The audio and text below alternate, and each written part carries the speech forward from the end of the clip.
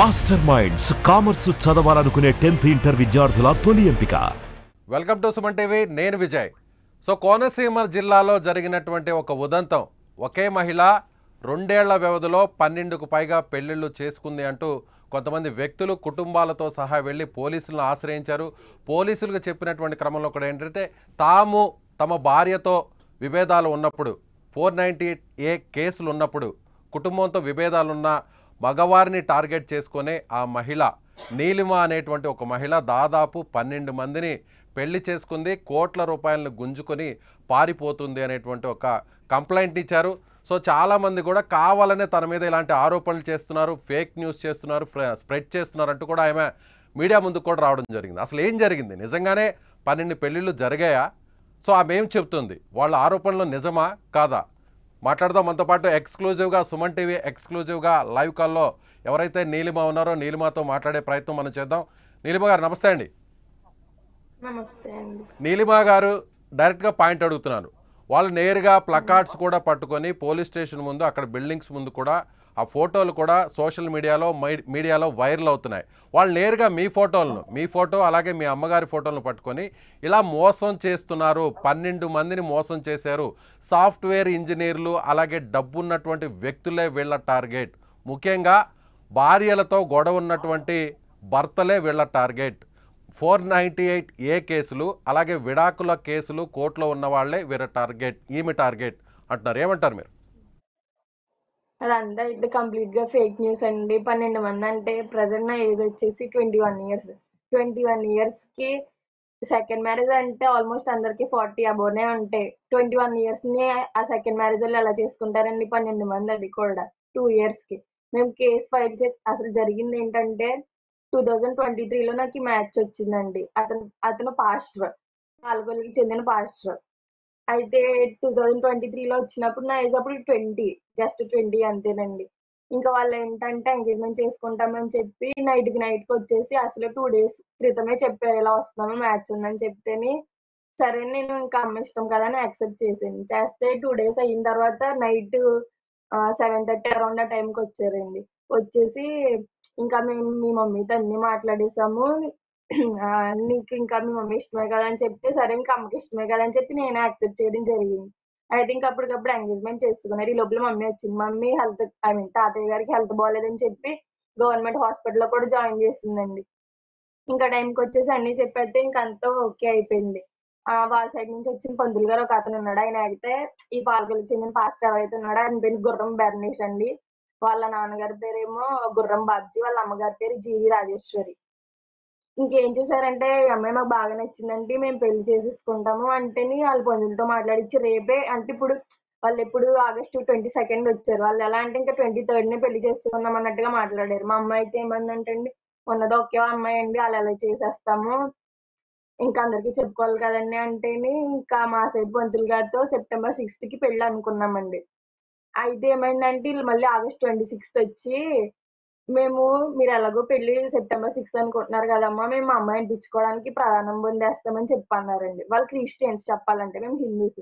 వాళ్ళు ఇంకేంటంటే పెళ్లి కుమార్తె పెళ్లి కొడుకు ఎవరైతే ఉన్నాడో గుర్రం బెర్నేసి ఆయన ఏంటంటే నేను గుళ్ళకి గట్ట వెళ్తాను, నేను గుళ్ళకి గట్టి అసలు ఇబ్బంది ఏం పెట్టను, నేను బాగా చదివిస్తాను, ఇంకా మీ తమ్ముడిని కూడా నేను బాగా చూసుకుంటానంటే సర్లే ఇంకా ఏముందిలే అని చెప్పేసి మిమ్మల్ని వాళ్ళు ఇష్టపడ్డారా, మీరు ఇష్టపడ్డారా?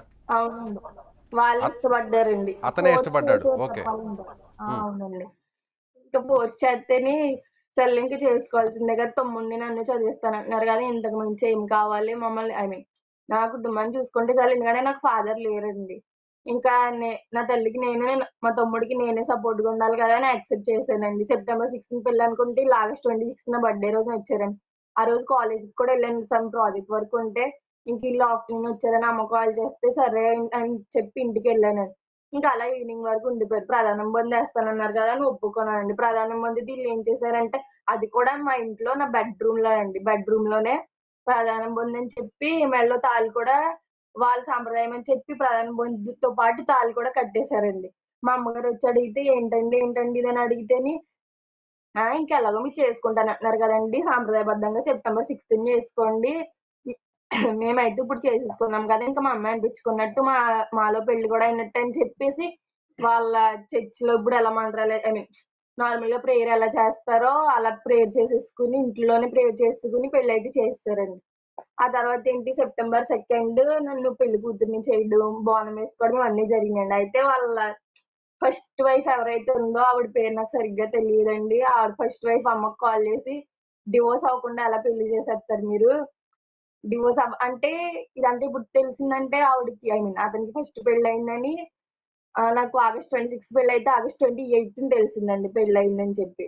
ముందు తెలిసిందే. తెలియలేదండి. అయితే ఓకే, కంటిన్యూ చెప్పండి. పెళ్ళైన పెళ్ళయిందని తెలీదండి. పెళ్ళయిందని తెలియకపోతే ఇంకా అన్నీ అయిపోయిన తర్వాత ఇంక చేసేదేం లేదు కదా! అంటేనే ఆల్రెడీ మేము ఆళ్ళకి డివోర్స్ ఇచ్చేసాము. ఆవిడకి మాకేం సంబంధం లేదు. చాలా రకరకాలుగా చెప్పారండి. ఏంటి పెళ్లి స్టేజ్ మించే పెళ్లి కూతురు ఎళ్ళిపోయింది. ప్రేమించినోడి కోసమని ఒకరు చెప్పారండి వాళ్ళ చర్చిలో వాళ్ళే. మళ్ళీ ఇంకొకళ్ళేంటంటే పెళ్లి జరిగిన సంవత్సరానికి ఎళ్ళిపోయింది, 6 నెలలకి ఎళ్ళిపోయిందని ఇంకొకళ్ళు చెప్పారండి. ఆవిడ మంచిది కాదని ఇల్లు వదిలేసుకున్నారని ఇంకొకళ్ళు చెప్పారండి. ఇంకా అయన్నీ ఫేక్ అని వదిలేసామండి. ఇంకో 6 మంత్స్‌లో డివోర్స్‌కి ఆల్రెడీ అప్లై చేసామమ్మా. డివోర్స్ కూడా వచ్చేద్ది. 6 మంత్స్ అని కూడా చెప్పలేదండి. ఇంకా ముందే డివోర్స్ పేపర్‌లు కూడా ఉన్నాయి. రెడీగా ఉన్నాయంటే, సర్లే ఇంక డివోర్స్ అయిపోయింది కదా! ఇంక చేసేదేముంది పెళ్లయిపోయింది కదా! అని చెప్పి మా అమ్మ కూడా యాక్సెప్ట్ చేసిందండి. అప్పుడు సెప్టెంబర్ 2 నైట్ వాళ్ళ ఫస్ట్ వైఫ్ ఎవరైతే ఉన్నారో ఆవిడ కాల్ చేసి అంటే తర్వాత అమ్మాళ్ళు ఎంక్వైరీ చేశారండి. చేస్తేని ఇలా పెళ్లయిందమ్మా. 2 పిల్లలు కూడా ఉన్నారు. ఒక పాప, బాబు ఉన్నారు. సేమ్ వాళ్ళ ఫోటోలు కూడా ఉన్నాయండి మా దగ్గర. వాళ్ళేంటంటే భయపడి ముందుకు రావట్లేదండి. అంటే ఇప్పుడు ఇతను ఇప్పుడు మొదటి ఎవరో భార్యకి ఇంకా విడాకులు ఇవ్వలేదంటారా? ఇవ్వలేదండి. వాళ్ళు కూడా కేసులని తిరుగుతున్నారు తప్ప వాళ్ళకి ఎవరు ఓకే, సపోర్ట్ మీరు మిమ్మల్ని చేయట్లేదండి. పెళ్లి చేసుకునే టైంకి మొదటి భార్యకి పెళ్లి చేసుకుని ఎంత టైం అయింది? మొదటి భార్యని పెళ్లి చేసుకుని ఎంత టైం అవుతుంది? ఎన్ని సంవత్సరాలు అవుతుంది? 14 ఇయర్స్ అలా అవుద్దండి. అంటే 2 4 పిల్లలున్నారు. సంవత్సరాలు. ఒకళ్ళు ఏజ్ 13, ఒకళ్ళు ఏజ్ 11. ఆ. సో ఆ! మీకు మీకు ఇప్పుడు మీరు పెళ్లి చేసుకున్నటువంటి ఆ వ్యక్తికి మీ భర్తకి ఎంత ఏజ్ గ్యాప్ ఉందండి? రెజ్యూమ్‌లో చెప్పడం అయితే 26 అలా ఉంటాయన్నారండి. బట్ అతనికి చెప్పడం అయితే 40 ప్లస్ ఉంటాయంట. మీ మినిమమ్ ఒక 15 ఇయర్స్ ఏజ్ గ్యాప్ అలా ఉంటదండి. ఓకే. సో మిమ్మల్ని ఎలా చూసాడు ఆయన? మిమ్మల్ని ఎలా అప్రోచ్ అయ్యాడు? అంటే మీకు ఆల్రెడీ ముందు పరిచయం ఉన్నాడా ఆయన? లేదండి. అసలు కంప్లీట్‌గా వాళ్ళ గురించి గాని, వాళ్ళ ఊరు గురించి గాని ఏం తెలీదు. మీడియేటర్స్ ఉంటారు గదండీ! పిల్లల పేరమ్మ అని చెప్పి. మాట్లాడి అక్క ఇతను చాలా మంచోడు, చూసుకుంటాడంటే ఆవిడకి అతనికి ఫస్ట్ మ్యారేజ్ అని ఆవిడకి చెప్పలేదండి. ఎంగేజ్‌మెంట్ అయిపోయిన తర్వాత చెప్పారంటండి. ఇలా పెళ్లయిందని చెప్పి. ఓకే. సో మీరేమన్నా కట్నం ఇచ్చారా? కట్న కానుకలు లాంటివి ఏమన్నా ఇచ్చారా? కట్నం బంగారు మాత్రం పెట్టడం? ఏమి ఇవ్వలేదండి. లేదండి. సో ఆయన దగ్గర నుంచి ఏమన్నా మీరేమన్నా అవసరమైన అమౌంట్ ఏమన్నా తీసుకున్నారా? పెళ్ళికి ముందు గాని, మేమైతే పెళ్లి అవసరమైన తర్వాత గాని? అంటే అదే ఆగస్ట్ 26న అతని పెళ్లి చేసుకున్నారని చెప్పాను కదండీ బెడ్‌రూమ్‌లోని. ఆ రోజు ఏంటంటేని పెళ్ళికి గోల్డ్ కొనుక్కోండి అమ్మ అని చెప్పి వాళ్ళే మాకు రివర్స్‌లో 5,00,000 క్యాష్, 5,00,000 చెక్ కింద ఇచ్చారండి. నీలిమ 10,00,000 గారు ఇప్పుడు ఇచ్చారు. వాళ్ళు చేస్తున్నటువంటి ఆరోపణ ఇదే. మమ్మల్ని మేము హ్మ్. సమస్యలో ఉంటే, భార్యతో గొడవలుంటే 498 హ్మ్. కేసులు అంటే వరకట్న వేధింపు కేసులు, అలాగే విడాకులు తీసుకునేటువంటి కేసులు ఉన్న వాళ్ళని టార్గెట్ చేసింది. మా దగ్గర నుంచి డబ్బులు హ్మ్. గుంజింది అని వాళ్ళు ప్రధానంగా చేస్తున్నటువంటి ఆరోపణ. జనరల్‌గా ఎక్కడైనా కూడా వాళ్ళ పెళ్లి జరిగినప్పుడు కట్నం ఆడవాళ్ళు ఇస్తారు. సో మీరు పెళ్లి చేసుకునేటువంటి అవునండి. టైంలో కూడా మీకు తెలీదంటున్నారు. ఆల్రెడీ హ్మ్. మ్యారీడ్ పర్సన్ అని. పిల్లలున్న విషయం కూడా మీకు తెలీదంటున్నారు. దాచిపెట్టారంటున్నారు. సో అలాంటి టైంలో యెస్. వాళ్ళు మిమ్మల్ని కట్నం అడగలేనప్పుడు మీకు ఆ డౌట్ రాలేదా? మా మమ్మీ ఆళ్ళైతే మనీ అది ఏమి వద్దనే చెప్పారండి. కానీ ఈళ్ళేంటంటే ఇంక పెళ్లి చేసుకున్నాం గదండీ! తర్వాత ఖర్చులుంటాయి గదా! అని జెప్పి అన్నారు. అంటే తాతయ్య గారికి కూడా హెల్త్ బాలేదు ఆ టైంలో. గోల్డ్ కొనుక్కోండి మా సైడ్ నుంచి పెడుతున్నట్టు అంటే మేము అదే ఇవ్వాలని చెప్తే వినకుండానే ఇచ్చారండి. అయితే ఆగస్ట్ 26 నా బర్త్‌డే అయితే ఆగస్ట్ 28 బిలేటెడ్‌గా చేశారు. ఇంకా ఆ రోజు కాల్ చేసి మా అమ్మ ఆళ్ళకి, "అమ్మ క్యాష్ తీసేయండి అమ్మ మేము కొనుక్కుని అంటే మాకు మేముగానే పెట్టుకుంటాము. మీరొద్దండి. మాకు మేము ఇచ్చుకున్నట్టే బావుంటదని" చెప్తే, ఆ రోజు మార్నింగే క్యాష్ ఓకే. తీపిచ్చేసి మీరు క్యాష్ మా అవసరమని రూ. 5,00,000 క్యాష్ తీసుకున్నారు. తర్వాత ఏం జరిగింది? మరి ఎందుకు అహా! గొడవలొచ్చాయి? ఎందుకు విడిపోయారు? 10,00,000 తీసుకుంది. 10,00,000 తీసుకున్నారు. 10,00,000 మీరు తీసుకున్నారా? ఆ! ఆ! ఆళ్ళే ఐ మీన్ వాళ్ళేడు మాకేసారండి. ఆ! అకౌంట్‌కి. ఓకే. అకౌంట్‌కేస్తే అకౌంట్‌కి అది ట్రాన్స్‌ఫర్ చేశారు. ఆ! ఆ! 28కి మార్నింగ్ కాల్ చేసి, "అమ్మ మీరు క్యాష్ తీసేయండమ్మా. మేమే తీసుకొని మీ గోల్డ్ మేమే కొంటామని" చెప్తే, సరే అని ఇంకా అమ్మగారు ఏం చేశారు, ఇంకా నమ్మలేదండి వాళ్ళని. సరే మంచోళ్ళు కదా మనకి ఎందుకు వాళ్ళే కొంటానన్నప్పుడు అని చెప్పేసి ఇంకా అమ్మ కూడా ఓకే అని డబ్బులు తీసి ఆగస్ట్ 28 నా బర్త్డే రోజున ఈవినింగ్ కేకుని ఇంకా సంథింగ్ గోల్డ్ ఏదో తెస్తేని 12 గ్రాముల గోల్డ్. అది కూడా వాళ్ళని కూడా కాదంటండి, వాళ్ళ ఫస్ట్ వైఫ్. అది మాకు ఎలా తెలిసిందంటే వాళ్ళ ఫస్ట్ వైఫ్ ని కాంటాక్ట్ అయితే ఆవిడ ద్వారా తెలిసింది ఆ గోల్డ్ నక్లీస్. ఇంకా ఆ రోజు అమ్మ చెక్ ఇచ్చేసింది, క్యాష్ కూడా ఇచ్చేసింది. ఆ తర్వాత ఇంకా ఈవిడికి పెళ్లి అవ్వలేదని, ఐ మీన్ పెళ్ళయిందని ఇంక ఇవన్నీ తెలిసిన తర్వాత ఇతను చాలా ఫ్రాడ్ అని, పాస్టర్ అండి ఈయన. లాయర్ చేశానని చెప్పాడు, ఎల్ఎల్బి ఏదో. మళ్ళీ సాఫ్ట్వేర్ ఇంజనీర్ చేశానన్నాడు, కంపెనీలో ఉన్నాడు అన్నాడు. తర్వాత ఎంక్వైరీ చేస్తే అతను చాలా ఫ్రాడ్ అని తెలిసిందండి. చర్చికి వచ్చిన వాళ్ళని వేరే వేరే కంట్రీస్ కి ట్రాన్స్పోర్ట్ చేస్తామని, పెళ్లి పేరుతో మోసం చేసి ఇలా ఇలా చేస్తారని తెలిసిందండి. ఇంకా అమ్మ ఇంకా వద్దు అంటే నార్మల్ గా క్యాన్సిల్ చేసుకొచ్చి అన్ని మాట్లాడి, కానీ ఇలాంటి వాళ్ళు ఏంటి ఇలా పోలీస్ స్టేషన్ లో మీరు తీసుకెళ్తేనే మోసపోయినప్పుడు ఆల్రెడీ మ్యారీడ్ అయిన పర్సన్ మిమ్మల్ని మోసం చేశాడని తెలుసుకున్న తర్వాత మీరు ఎందుకు పోలీసులను ఆశ్రయించలేదు? బట్ మేము అందుకు వ్యతిరేకంగా, అందుకు భిన్నంగా ఆయన మీ మీద కంప్లైంట్ ఇచ్చారు. కొన్ని ఫొటోస్ని కూడా అక్కడ చూడొచ్చు, ప్లకార్డ్స్ని కూడా పట్టుకున్నారు. కావాల్సింటే స్క్రీన్ మీద ఒకసారి ఆ ఫొటోస్ని ప్లే చేస్తే చూడొచ్చు. మీ బాధితులు అంటూ కొంతమంది మగవాళ్ళకి సంబంధించినటువంటి ఫోటోలను పేర్లతో సహా కూడా ఇచ్చారు. అంటే వాళ్ళకి కొంత అభ్యంతరాలు ఉంటాయి కాబట్టి వాటిని స్క్రీన్ మీద డిస్ప్లే చేయలేకపోతున్నాం. ఆల్రెడీ ఆ ఫొటోస్ కూడా మీ దృష్టికి వచ్చి ఉంటాయి, మీ వద్దకు కూడా చేరుంటాయి. మరి వాళ్ళందరూ ఎవరు? దాదాపు 4 మగ వ్యక్తులకు సంబంధించిన, మగవారికి సంబంధించిన ఫోటోల్ని ప్లకార్డ్స్ పట్టుకొని మీ ఫోటోలతో సహా, మీ తల్లి గారు మీ ఫోటోలతో సహా కూడా వాళ్ళు అక్కడ ఆందోళన చేశారు, నిరసన తెలిపారు. దానిపై మీరేమంటారు? ఇలాంటి సంబంధం లేదా అసలు? చెప్పాలంటే ఆ ఊర్లు కానీ ఏం తెలియదండి. వాళ్ళు ఒరిజినల్ పాలకొల్లు. అండ్ పక్కన ఫోటోలు పెట్టుకుని ఎవరైతే ఉన్నారో వాళ్ళందరూ చర్చికి సంబంధించిన వాళ్ళు. మొగతను ఒకడు ఉన్నాడు నిల్చున్న చూసారండి వాళ్ళు కాదు సంఘటన. నీలిమ గారు, నేను అడిగేది అక్కడ నిల్చున్న వ్యక్తుల గురించి మాట్లాడట్లేదు. వాళ్ళు డిస్ప్లే చేస్తున్నటువంటి ఫొటోస్లో ఉన్న వ్యక్తులకు మీకు ఎలాంటి సంబంధం లేదా? లేదండి, వాళ్ళ రిలేటివ్సేనండి. చెప్పింది కూడా వాళ్ళ రిలేటివ్సే, వాళ్ళ సొంత పెద్దమ్మ గారండి. ఇంకొక అతను కార్ డ్రైవర్ అండి. ఇంకొక ఆవిడ వాళ్ళ చర్చి గల మనిషి అండి. ఇది ఆ ఫోటోలో ఉన్న వ్యక్తులు.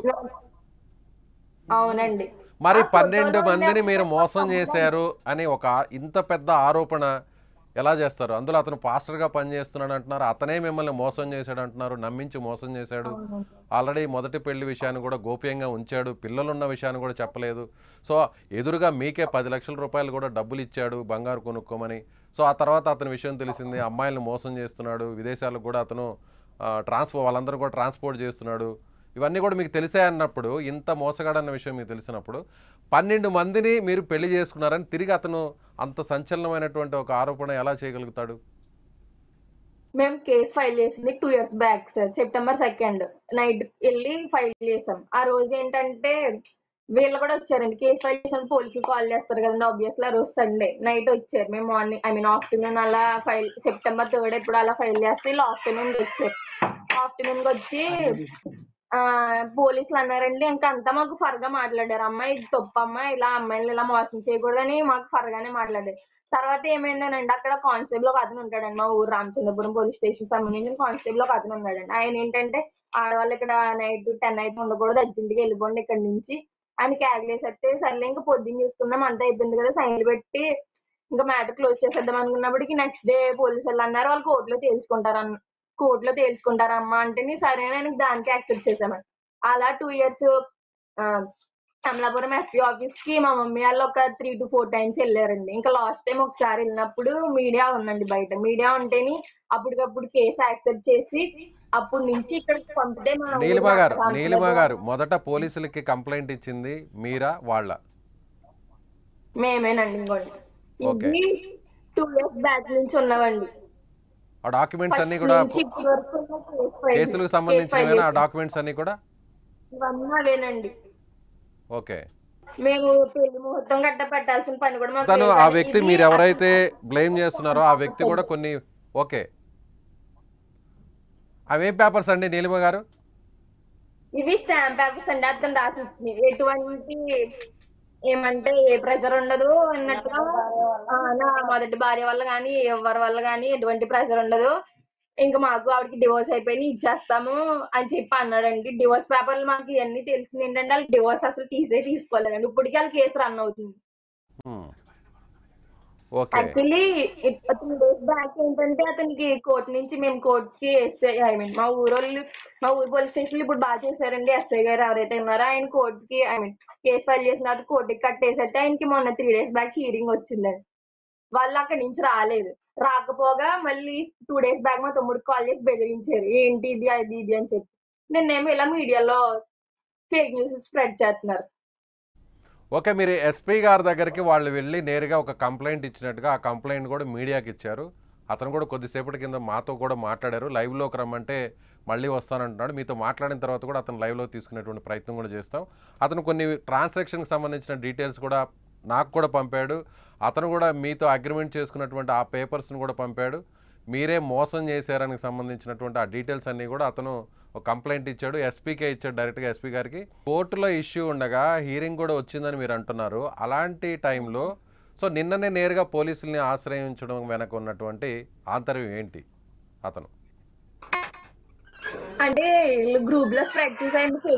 అంటే హీరింగ్ వచ్చింది. హీరింగ్ వస్తే మరి కోర్టుకు వచ్చి సబ్మిట్ చేయాలి కదండి. వాళ్ళ దగ్గర ఏమన్నా ప్రూఫ్స్ ఉంటాయి. కోర్టుకు రాకుండా హీరింగ్ రాకుండా ఇక్కడ కేసులు పెట్టిన ఎప్పుడు కూడా రాలేదండి వాళ్ళు.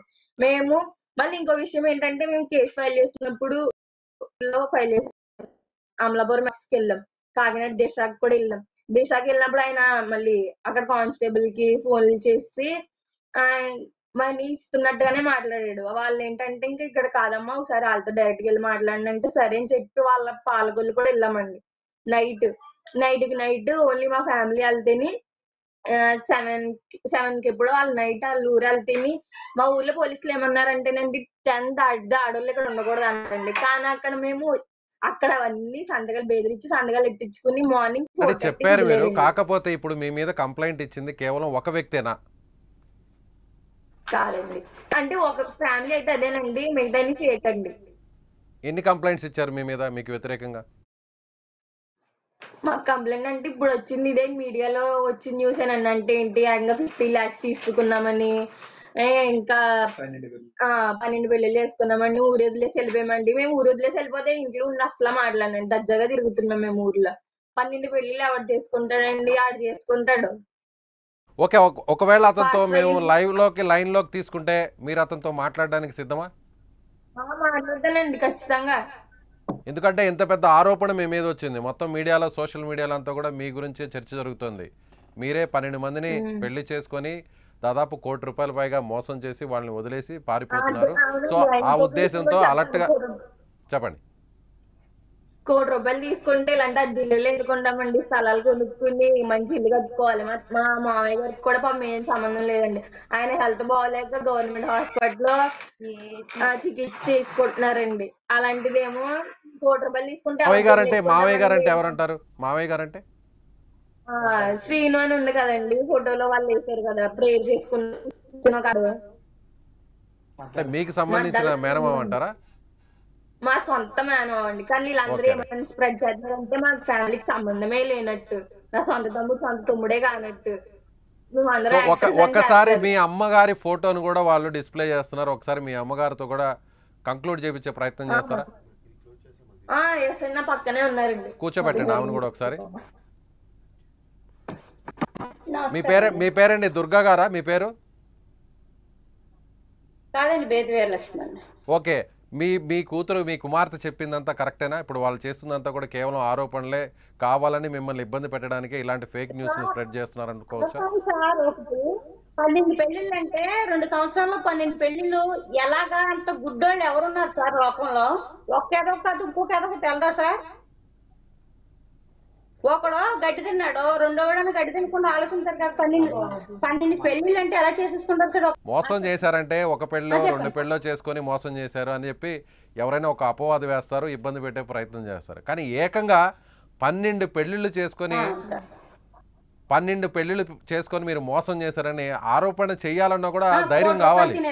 అంత అబద్ధాన్ని నిజంగా చెప్పాలన్నా కూడా ధైర్యం కావాలి. కానీ ఎందుకు అతను ఈ విధంగా చేశాడు? నిప్పులేందే పొగరాదంటారు ఎక్కడైనా కూడా. సో తప్పు జరిగింది, ఒక చిన్నపాటి పొరపాటు జరిగిందే, ఇంత పెద్ద ఆరోపణ ఎవరు చేయరు. అదే సార్, అందుకే సార్ 12 పెళ్లిళ్ళు అంటున్నారు కదా, ఆడదొక పెళ్లి ఇంకా 11 పెళ్లిళ్ళు. ఆ 11 మందిని తీసుకొచ్చి లైవ్ లో పెట్టమని సార్. ఇప్పుడు సరే ఓకే, మీరు ఒక ఛాలెంజ్ చేస్తున్నారు. ఇప్పుడు అతన్ని మేము పెళ్లి చేసుకునింది, అతనే మా వద్దకు వచ్చి మా అమ్మాయిని పెళ్లి చేసుకున్నారని మీరు చెప్తున్నారు, మీ కుమార్తె కూడా చెప్తున్నారు. ఆమెను కూడా ఒకసారి ఫ్రేమ్లోకి రమ్మనండి. ఇద్దరు కూడా మీ ఇద్దరు ఒక ఛాలెంజ్ చేస్తారా? మీ ఇద్దరు ఫోటోలను డిస్ప్లే చేస్తున్నారు కాబట్టి 11 మందిలో ఏ ఒక్క వ్యక్తిని తీసుకొచ్చి మీడియా ముందుకు కానీ లేదంటే మా సుమన్ టీవీ ముందుకు తీసుకొచ్చినా, పోలీసుల వద్దకు తీసుకొచ్చినా మీరేం చేస్తారు? ఆధారాలతో సహా వాళ్ళు ఒకవేళ నిరూపించే ప్రయత్నం చేసి నిరూపిస్తే సరే సార్, మీరు చెప్పారు కదా 11 మందిలో వీళ్ళు తీసేసి ఆ 11 మందిలో ఏ ఒక్కళ్ళన్నా మా ఊరు రామచంద్రపురం పోలీస్ స్టేషన్ ఆడిని, ఆడ అమ్మని, ఆడి బాబుని, ఆడ వెనకాల ఇద్దరు పెళ్లిళ్ళు చేసుకున్నామని ఇద్దరు ఆడవాళ్ళు వచ్చారు కదా, నా ఐదుగురిని మా ఊరు పోలీస్ స్టేషన్ రమ్మనండి. అప్పుడు విత్ ప్రూఫ్లతో సుద్దా మా పాపను పెళ్లి చేసుకున్న తాళి కట్టిన ఫోటోలతో సుద్దాగా తీసుకొచ్చి నిజంగా సరైన వాళ్ళు వచ్చి నిలబెట్టమనండి. అక్కడ ఇద్దరు చచ్చిపోతాం, లేకపోతే ఐదుగురిని ఇంకేమో మీరే చెప్పండి. మీరేమంటారు నీలిమ గారు, మీరేమంటారు? 12 మంది అన్నారు, తీసేస్తే ఇంకా 11 మంది ఉంటారు. 11 మంది ప్రూఫ్ సబ్మిట్ చేస్తే వాళ్ళు ఏం చెప్తే అదే చేస్తామన్నా. అయితే మాకు న్యాయం జరగలేదంటే మేము చచ్చిపోవాలి. ఈ రెండో ఏం జరగదు. తప్పు సో అలాంటి తప్పు ఒకవేళ ఆరోపణ అపవాదం మీ మీద వచ్చింది కాబట్టి నిజం ఎప్పుడైనా నిప్పు లాంటిది. తప్పు చేసిన వాడికి ఎప్పుడైనా సరే శిక్ష తప్పదు, అది ఎవరైనా సరే. సో మీరు చెప్తున్న దాని ప్రకారం మీరు చెప్పేటువంటి మీ వర్షన్ కరెక్ట్ అయితే మరికొన్ని గంటల్లో లేదా కొద్ది రోజుల్లో పోలీసులు కూడా వాస్తవాలని నిగ్గు తేల్చుతారు. మీరు ఎక్కడా కూడా తొందరపడద్దు, ఎక్కడా కూడా మీరు అన్నట్టుగా వేరే అఘాయిత్యాలు చేసుకోవడం అనేది వద్దనేది మేము రిక్వెస్ట్ చేస్తున్నాం. అలాంటివి చేయొద్దు. మీ మీద వచ్చినటువంటి తప్పును, మీ మీద జరిగినటువంటి ఆరోపణను వాళ్ళు మిమ్మల్ని తప్పు అంటున్నారు కదా, దాన్ని ప్రూవ్ చేసుకునే ప్రయత్నం చేయండి. చెప్పండి. వాళ్ళు నిజంగానే చేయలేదంటే ఒరిజినల్ ఫేస్ లో చూపించవచ్చు కదా. వాళ్ళ మదర్ వచ్చి వాళ్ళ పక్కన ఎవరైతే ఉన్నారో వాళ్ళ పిల్లలు పెళ్లి చూసుకున్నాను అన్నారు కదా, వాళ్ళు ఎవరైతే అంటే వాళ్ళ రిలేటివ్స్ అండ్ వాళ్ళ చర్చికి సంబంధించిన వాళ్ళు. మా దగ్గర దానికి సంబంధించిన ఫొటోస్ కూడా ఉన్నాయి, కావాలంటే మీకు షేర్ చేయమంటే షేర్ చేస్తాం. అది ఇలా బ్యానర్లు పట్టుకుని ఎవరైతే ఉన్నారో వాళ్ళ రిలేటివ్స్ అండి. ఒకళ్ళు పెళ్లి కొడుకు పెద్దమ్మ అండి, ఒకతాడు వాళ్ళ ఫ్యామిలీలో ముగ్గురే. మా పాపలో మేము 7 పెళ్లిళ్ళు చేసుకున్నాం, కానీ కంప్లైంట్ పెట్టారు కదా. ఇప్పుడు ఆ ముగ్గురు మా అమ్మ 11 పెళ్లి, ఈడు పెళ్లి తీసేస్తే 11 పెళ్లి. ఆ 11 ప్రూఫ్ తో తీసుకొచ్చి రామచంద్రపురం పోలీస్ స్టేషన్ ముందు నిలబెట్టాలండి. ఎందుకంటే ఇతనితో పెళ్ళైంది, మా దగ్గర ప్రూఫ్ ఉందండి. ఫొటోస్ అన్ని, ఎంగేజ్మెంట్ ఏంటి, పెళ్లికి ఏంటి, అన్ని ప్రూఫ్స్ ఉన్నాయి. మరి ఆ 11 మందితో కూడా నేను చేసుకునే ప్రూఫ్స్ ఉండాలి కదండి. అన్ని కూడా విత్ ప్రూఫ్స్ తో రాకపోతే ఇక న్యాయ దేవుడే చేయాలండి. ఓకే, అతన్ని కూడా ఒకసారి లైవ్లోకి తీసుకొని మాట్లాడించేటువంటి ప్రయత్నం కూడా చేస్తాం. మీకు కూడా కాల్ బ్యాక్ చేస్తాం నీలిమ గారు. సో మీరైతే ఒక ఛాలెంజ్ చేస్తున్నారు, ఇది మాకు ఎలాంటి భయం లేదు, మేము తప్పు చేయలేదు కాబట్టి మాస్కులు కూడా వేసుకోకుండా మీడియా ముందుకు వచ్చాం, సుమన్ టీవీ ముందుకు వచ్చాం. వాళ్ళు కూడా తప్పు లేకపోతే, మా మీద చేసినటువంటి ఆరోపణలో నిజం ఉంటే వాళ్ళు కూడా మీడియా ముందుకు రావాలి, వాళ్ళు కూడా సుమన్ టీవీతో మాట్లాడాలి. ఒకవేళ మాట్లాడితే మేము కూడా మాట్లాడడానికి సిద్ధంగా ఉన్నామని నీలిమ, వారి కుటుంబ సభ్యులు, ఆమె తల్లే, సోదరుడు కూడా చెప్తున్నారు. సో చూద్దాం నెక్స్ట్ ఏం జరుగుతుందో. నీలిమ చెప్పిన దాంట్లో ఎంతవరకు వాస్తవం ఉందో, తానే మోసపోయాను, తాను 12 పెళ్ళిళ్ళు చేసుకున్నాను అని వస్తున్నటువంటి వార్తల్లో ఎలాంటి నిజం లేదు, కావాలని ఒక ఫేక్ న్యూస్ని అతను స్ప్రెడ్ చేస్తున్నాడు. సో రామచంద్రాపురం పోలీస్ స్టేషన్కు ఏ వ్యక్తి అయినా సరే, అతను కాకుండా మిగతా 11 మంది ఎవరైతే భర్తలని చెప్తున్నారో వాళ్ళలో ఒక్కరిని తీసుకొచ్చి ఆధారాలతో నిరూపించినా సరే, దేనికైనా సరే తాము సిద్ధంగా ఉన్నామంటూ నీలిమ ఫ్యామిలీ చెప్తుంది. సో ఈ వీడియో చూసిన మీకు ఏమనిపిస్తుంది? నీలిమ చెప్పిన దాంట్లో, నీలిమ కుటుంబ సభ్యులు చెప్పిన దాంట్లో ఎంతవరకు వాస్తవం ఉందని మీరు అనుకుంటున్నారు? మీ అభిప్రాయాన్ని కామెంట్ చేయండి.